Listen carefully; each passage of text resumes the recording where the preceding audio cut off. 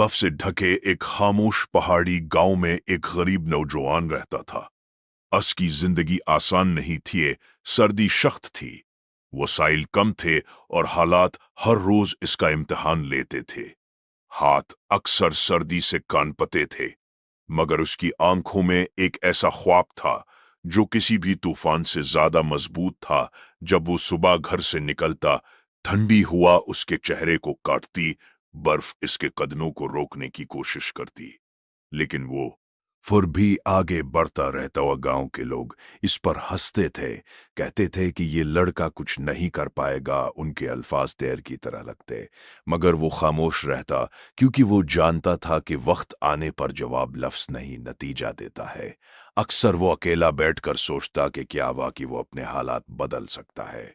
दिल में खौफ भी आता, आंखें भी नम होती, मगर उसके अंदर कहीं न कहीं एक आवाज थी जो कहती थी, हिम्मत मत हारे। एक दिन इसने देखा कि घने बादलों के बीच से सूरज की रोशनी निकल आई है। इस लम्हे इसने खुद से कहा कि अगर अंधेरों के बाद रोशनी आ सकती है तो मेरी जिंदगी में भी आ सकती है। उसी दिन उसने फैसला किया कि वो मेहनत से पीछे नहीं हटेगा। उसने काम शुरू किया, सर्द हाथों और जख्मी अंगुलियों के बावजूद। जब सब लोग सो जाते, वो जागता रहता, चिराग की मध्यम रोशनी में अपने ख्वाबों को सच बनाने की कोशिश करता रहता। वक्त के साथ इसकी मेहनत इसकी ताकत बन गई और उसके अंदर का खौफ आहिस्ता आहिस्ता खत्म होने लगा।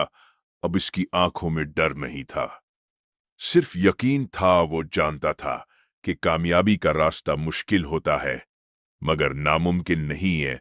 वो चल पड़ा। बर्फ पर बने कदम इस बात की गवाही दे रहे थे कि जो हार नहीं मानता वो ही आगे बढ़ता है। आखिर वो दिन भी आया जब वो इसी पहाड़ की चोटी पर खड़ा था। आज वही नौजवान खुद पर फख्र कर रहा था, क्योंकि इसने हालात के आगे झुकने से इनकार कर दिया था। और इस लम्हे इसने सीख लिया कि मुश्किलात इंसान को तोड़ने नहीं, बनाने आती हैं।